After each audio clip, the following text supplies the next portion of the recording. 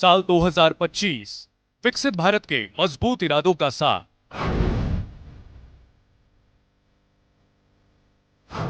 साल 2025 नई ऊर्जा और नए आत्मविश्वास का सार।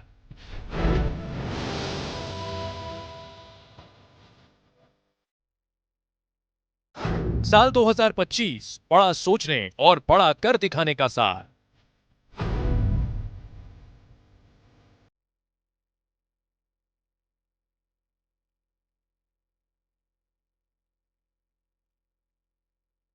ऑपरेशन सिंदूर तो साल 2025 में भारत के मजबूत इरादों का बस एक उदाहरण था।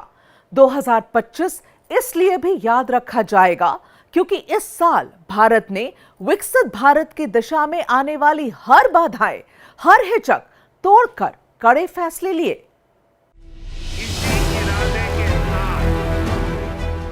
एक शब्द में कहें तो साल 2025 प्रधानमंत्री नरेंद्र मोदी के नेतृत्व में भारत की ओवरहॉलिंग का साल रहा।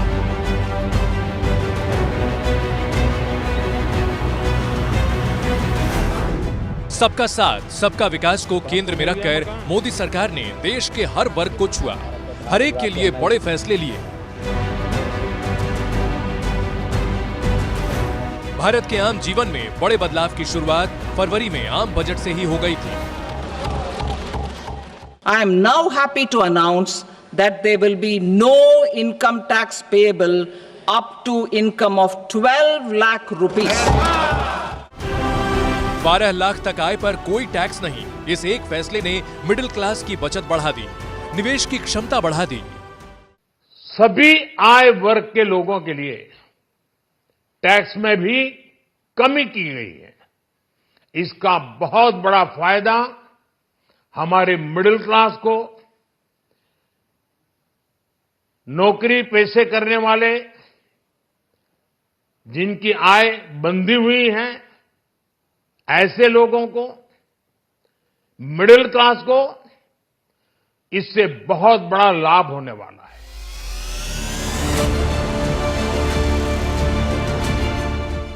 यही नहीं, सरकार ने 4000 से ज्यादा संशोधनों से भरे 1961 के पुराने आयकर अधिनियम भी बदल दिए। राज्य में केंद्र ने वन नेशन वन टैक्स 2017 में मोदी सरकार ही लाई थी। 2025 में दिवाली से पहले प्रधानमंत्री मोदी ने नागरिक देवो भव के मंत्र के साथ जीएसटी रिफॉर्म का ऐलान कर दिया। यानी नवरात्रि के प्रथम दिवस 22 सितंबर को सूर्योदय के साथ ही नेक्स्ट जनरेशन जीएसटी रिफॉर्म्स लागू हो जाएंगे। एक तरह से कल से देश में जीएसटी बचत उत्सव शुरू होने जा रहा है। जीएसटी 2.0 की लॉन्चिंग से सरकार ने एक झटके में आम भारतीयों की गुल्लक में 2.5 लाख करोड़ रुपए बचत बढ़ा दी। ये सरकार की मोदीनॉमिक्स की जो तरीका है वो आम नागरिक को बहुत बड़ा राहत देने वाला है। सरकार ने इस बार मीडियम क्लास फैमिली के लिए बहुत अच्छा डिसीजन लिया है। देश झूम उठा। दिवाली पर 6.5 लाख करोड़ रुपए की खरीदी कर डाली। एक दशक बाद नवरात्रि में ऐसी बिक्री हुई।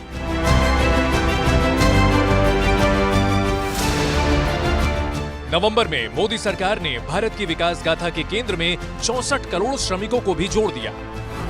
मोदी सरकार ने तय किया और 29 पुराने और उलझे और बिखरे हुए कानूनों को 4 नए लेबर कोड्स में समेट दिया। Code on wages 2019, industrial relations code 2020, code on social security 2020 और occupational safety, health and working conditions code 2020। 4 नए लेबर कोड में श्रम शक्ति का जीवन स्तर उठाने, बेरोजगारी घटाने, महिला भागीदारी बढ़ाने पर पूरा जोर है। घटनाएं दुर्घटनाएं जीवन का हिस्सा हैं और इन्हीं चिंताओं का जवाब है इंश्योरेंस यानी बीमा। 2025 में ही मोदी सरकार तीसरा इंश्योरेंस रिफॉर्म लाई। संसद में सबका बीमा सबकी रक्षा विधेयक पास करके बीमा क्षेत्र में 100% एफडीआई को मंजूरी दे दी। यानी विदेशी कंपनियां 100% तक हिस्सेदारी खरीद सकेंगी, लेकिन प्रावधान है कि मुनाफा देश से बाहर नहीं भेज सकेंगी। आम भारतीयों को फायदा ये होगा कि बीमा बाजार में प्रतिस्पर्धा बढ़ेगी, विदेशी पूंजी से बाजार मजबूत होगा, बीमा के सस्ते और बेहतर विकल्प मिलेंगे, कम प्रीमियम में ज्यादा कवरेज मिलेगा, बीमा सेक्टर में रोजगार के अवसर बढ़ेंगे।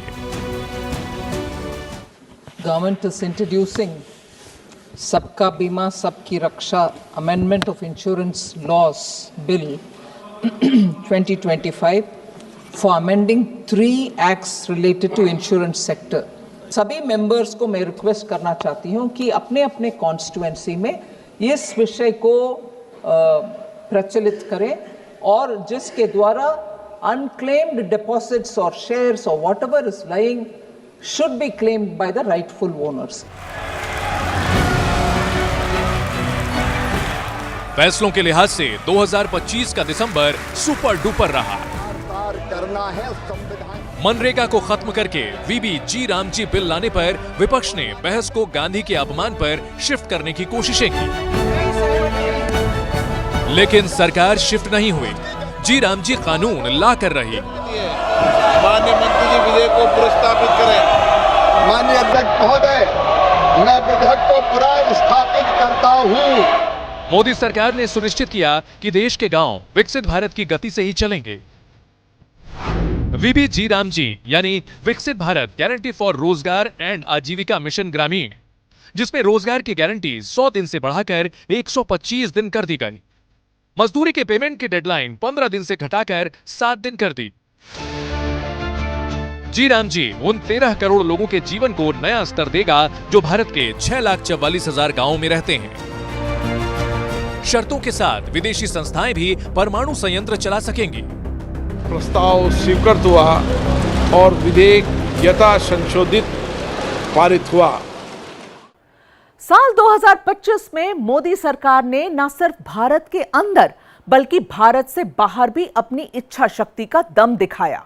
ठीक उस समय जब अमेरिका ने 50% टैरिफ थोपा और दुनिया भारत की अर्थव्यवस्था पर नजरें गड़ाई थी, मोदी सरकार ने भारत की संभावनाओं के नए दरवाजे खोल दिए।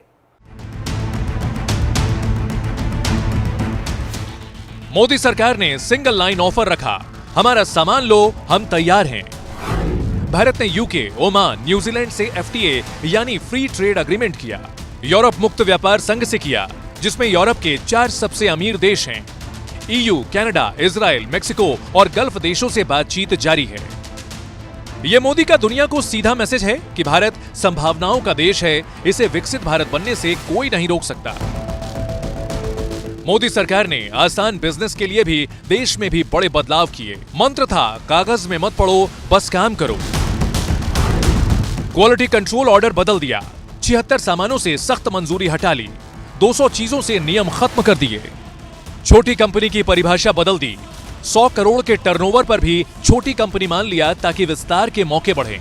एमएसएमई की सीमा बढ़ा दी, माइक्रो, स्मॉल और मीडियम कंपनियों के निवेश और बिक्री के पैमाने बदल दिए ताकि छोटा बिजनेस डरे नहीं, मैदान में देर तक डटा रहे और विदेशी कंपनियों को कड़ी टक्कर दे।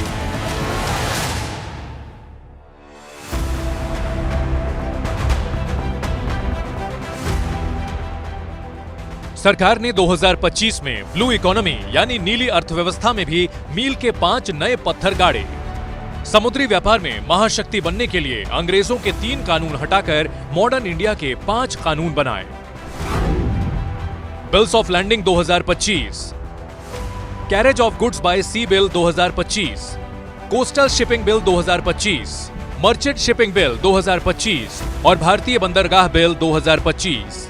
ये 5 नए कानून वो सीढ़ियां हैं जिसका दूसरा छोर 2047 है।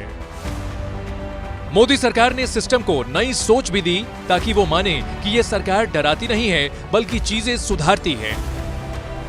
भारतीय न्याय संहिता यानी बीएनएस साल 2025 में पूरी तरह लागू कर दिया गया। 200 से ज्यादा छोटे अपराधों को अपराध सूची से हटा दिया। 7 एनडीए शासित राज्यों ने भी 1000 से ज्यादा प्रावधानों को अपराध श्रेणी से बाहर कर दिया ताकि जीवन आसान हो, व्यापार आसान हो, ताकि एक विश्वास पैदा हो कि सरकार सच के साथ है, सबके साथ है। जब आप आत्मविश्वास से चलते हैं तो परिणाम भी आप ही तय करते हैं। 2025 को भारत के आत्मविश्वास का वर्ष कह सकते हैं। ये वो साल है जब भारत की रीति नीति सबसे स्पष्ट दिखी। भारत ने न सिर्फ वैश्विक महत्वाकांक्षाएं दिखाई, बल्कि सिद्ध किया कि यही भारत का सही समय है। 2025 में भारतीय अर्थव्यवस्था ने दूसरी तिमाही में 8.2% की शानदार जीडीपी बढ़ोतरी दिखाई। भारत विश्व की सबसे तेजी से बढ़ती अर्थव्यवस्था बना रहा। वैश्विक आकलन है, भारत तेजी से विश्व की चौथी अर्थव्यवस्था बनने की ओर है। दुनिया गिव एंड टेक के सिद्धांत पर जीती है। जब आप भरोसा जीतते हैं तो भरोसा पाते भी हैं। साल 2025 बताता है कि प्रधानमंत्री मोदी ने भरोसा जीता, इसलिए उस भरोसे का फल एनडीए को मिला और बीजेपी को तो बहुत ज्यादा मिला।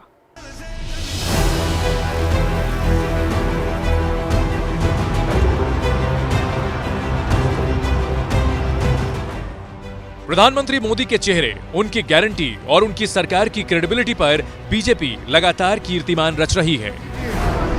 मोदी मोदी मोदी मोदी मोदी मोदी मोदी मोदी। भारत के राजनीतिक पटल पर यह बीजेपी का स्वर्ण युग है कि उसकी सरकारें, उसके प्रतिनिधि, उसके सहयोगी, उसका संगठन और उसके वोटर देश की चारों दिशा में बढ़ रहे हैं। जिसमें एक तरफ पीएम मोदी का चेहरा, उनके नाम की गारंटी है, तो दूसरी तरफ इसे परिणामों में बदलने वाला संगठन। आज 14 करोड़ सदस्यों के साथ बीजेपी दुनिया की सबसे बड़ी पार्टी है। देश के 19 राज्यों में इस वक्त एनडीए की सरकारें हैं। इनमें 13 राज्यों में अकेले बीजेपी का शासन है, जबकि कांग्रेस की अपने दम पर सिर्फ 3 राज्यों में सत्ता है। बीजेपी अपने इतिहास की सबसे मजबूत स्थिति में है। देश में उसके 1654 विधायक हैं, जो कुल विधायकों का 40.1% है। कांग्रेस 650 विधायकों पर सिमटी हुई है, यानी 15.5%। और इसमें बड़ा किरदार ब्रांड मोदी का है। मोदी मैजिक आज भी सिर्फ एक गमछे से हवा अपनी तरफ मोड़ देता है। बिहार का जनादेश एक लहर नहीं था, इसने कई राजनीतिक बदलाव के संकेत भी दिए, वर्षों का जाति कुचक्र तोड़ दिया। ये प्रचंड जीत, ये अटूट विश्वास बिहार के लोगों ने बिल्कुल गर्दा उड़ा दिया है। मोदी ने नई सोच दी कि एमवाई का अर्थ मुस्लिम यादव नहीं, अब महिला प्लस युवा होता है। बिहार ने माना, परिणाम भी दिया। दिल्ली में 27 साल बाद बीजेपी सत्ता में लौटी। लोगों ने भरोसा किया कि मोदी की गारंटी हर गारंटी की गारंटी है। मैं दिल्ली के हर परिवारजन को मोदी की गारंटी पर भरोसा करने के लिए दिल्ली वासियों को सर झुका करके नमन करता हूं।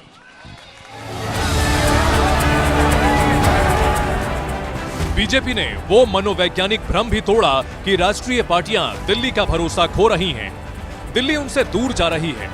बीजेपी को दरअसल 6 बातें दूसरे दलों से आगे ले जा रही हैं।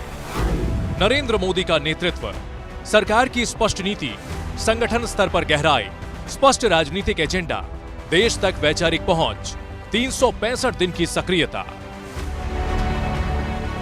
असल में बीजेपी एक फुल चार्ज बैटरी की तरह है जो 24/7 चलती है। सरकार से संगठन तक साइलेंट मोड इसमें है ही नहीं। 11 साल से जब से मोदी जी प्रधानमंत्री हैं, जो कि छुट्टी नहीं लेते हैं, समझिए तब से बीजेपी काडर का भी यही है कि हर दिन कोई ना कोई कार्यक्रम, कोई ना कोई काम है। आराम हराम है। जिसे कभी अगड़ों की और शहरों की पार्टी कहा जाता था, अभी सबसे ज्यादा SC, ST, OBC जनप्रतिनिधि उसके हैं। लोकल इंडिया में भी बीजेपी का विस्तार कांग्रेस के लिए एक संकेत है कि कांग्रेस मुक्त भारत के मिशन पर अब शायद दिल्ली के बजाय वो देश के निचले छोर से आगे बढ़ रही है। असम में एनडीए ने 376 जिला परिषदों में से 300 सीटें जीती। गुजरात में 68 नगरपालिकाओं में से 60 पर भारी जीत दर्ज की। छत्तीसगढ़ में 10 नगर निगम, 35 परिषद, 81 नगर पंचायतें जीती। हरियाणा में 10 नगर निगमों के चुनाव में 9 पर बीजेपी जीती। महाराष्ट्र में 288 नगर परिषदों में से 207 बीजेपी गठबंधन ने जीती। गोवा में जिला पंचायत चुनाव में 29 सीटें जीतकर सबसे आगे रही।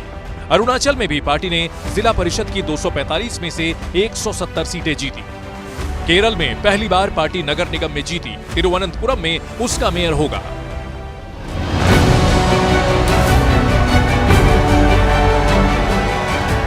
और केरल में एक नगर निगम जीतना बीजेपी के लिए कई मायनों में बिहार और दिल्ली से बड़ी जीत है, क्योंकि तिरुवनंतपुरम में उसने देश में वामपंथ के आखिरी किले का वो पहला दरवाजा तोड़ दिया है, जहां से सीधा रास्ता अब केरल की सत्ता का है।